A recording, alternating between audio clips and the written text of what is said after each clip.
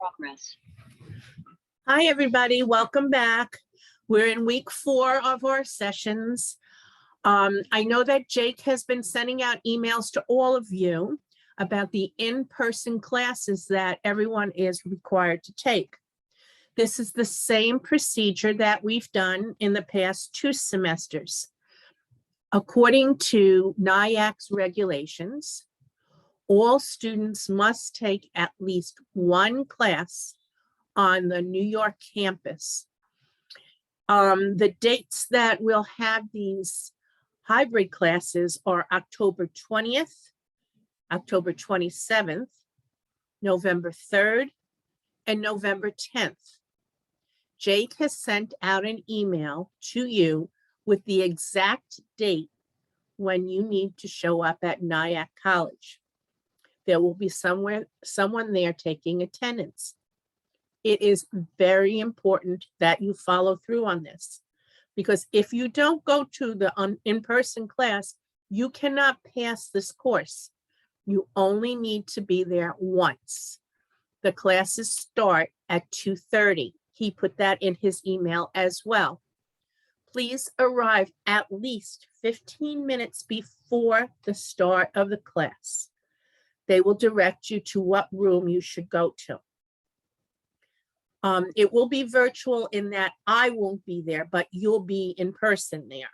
And there will be a representative from one of the schools there to help you. If you got an email from Jake and you cannot come on that date, please make sure you call Lizma and you ask to speak to Jake and ask him to reschedule you. We are limited as to how many people can come at one time. They still are observing social distancing because of COVID. So it's important that we divide this up into 4 sections so that we can socially distance and so that we can do our classes as per the rules of NIAC College. Again, if you have any questions about this, you need to call Jake at 516-625-3455, and he will help you, all right? Now, today, week 4 is going to talk a little bit about sculpture in the United States. I've decided to focus on just a few aspects of sculpture, and some of it will be the very beginnings of sculpture in the United States, which would be things like tombstones and Bible boxes. And then moving on to something that's pretty unique for our country, and those are large rock formations that are carved, such as the Crazy Horse Monument or Mount Rushmore. These are very, very, very different and very unique. And also Stone Mountain. We're going to talk about the differences between 2-dimensional and 3-dimensional art.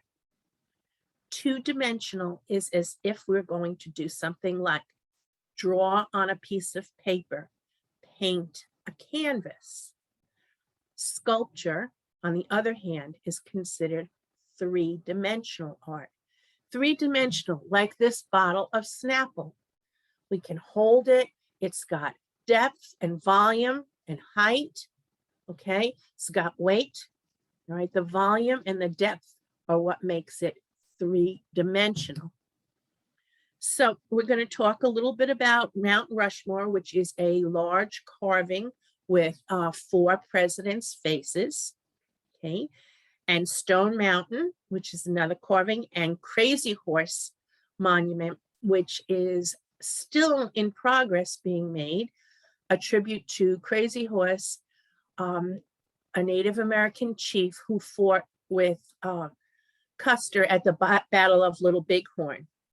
And there's been a lot of controversy about that, and you'll see on that part. Some of the sculptures are made out of granite, hard rock. Some are easier to carve because they're made out of sandstone. We'll also see some things about mobiles, which are three-dimensional art that floats in the air with thin wires or strings. So those are things that we'll be looking at today. This week, there is a difference in what I expect you to do. You will see under the homework section. So when you go onto my portal, I want you to look where it says homework.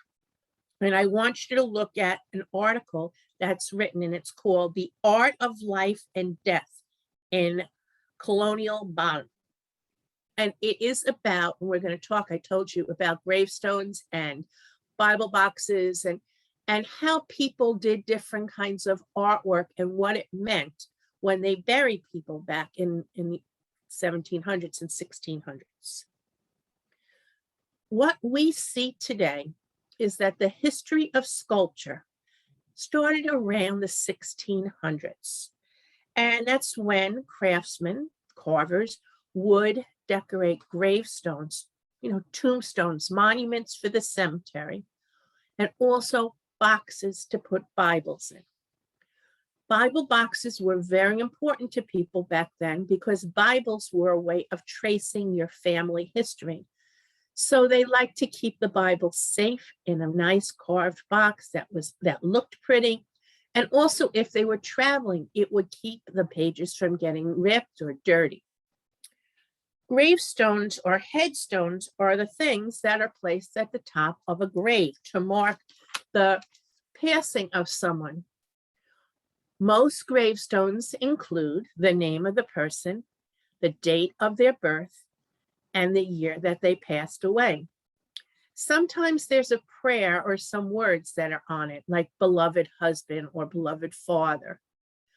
But they always did other carvings on the gravestones as well. And these gravestones in the beginning were just wooden markers, but then they moved over to stone markers, which they started to carve. And in the first colonies, we see that the Puritans, the people who lived here in New England, begin to carve grave markers with several different things. The first thing is usually the head of a skeleton. Now, it's not to be scary, but the head of the skeleton is a symbol of death. So they would carve this onto the grave marker. And then they began to add wings behind the head. The wings were symbolic of angels, and that they believed if they had this marker with the wings on it, the wings would help the person's body move up to heaven or to wherever the afterlife would be. Now, when you look at the article that we have for homework this week, remember, you'll find that in the homework section. You will see a picture of a grave marker that has that very same picture, the skeleton head framed with wings, angel wings behind it. So most of the art at that time was very plain and simple and religious in nature. Again, we go back to our first lecture where we talked about totem poles and the art of indigenous people. And much of their art had to do with religion as well. It was a way to keep away spirits. It was a way to ensure good luck and health. Same thing with the art of this time. So, as I said, the wings were added to the tombstones, and that was to take the body or the spirit up to heaven. And that had to do with their belief in God. So then we look at things like the Bible boxes.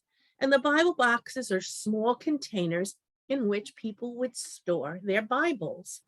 And they would be made out of wood, and they would be carved with different patterns. And the more elaborate the Bible box, the more wealthy the family. The plainer the Bible box, the more the family is got less finances, is poorer. However, they all wanted to have these boxes to preserve their Bibles, which I said was a way to also track the family members. The births and the deaths were always written in the Bibles. So that was a way to track your lineage. So again, we had things like totem poles, which told stories about the family or the tribe. The art that we're talking about here, as far as grave markers or Bible boxes, also tells about the family and the institution that it's representing.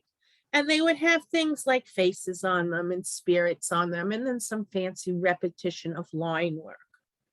Okay, so now I want to move to my first video. So let's hold on for a second and we'll get that loaded.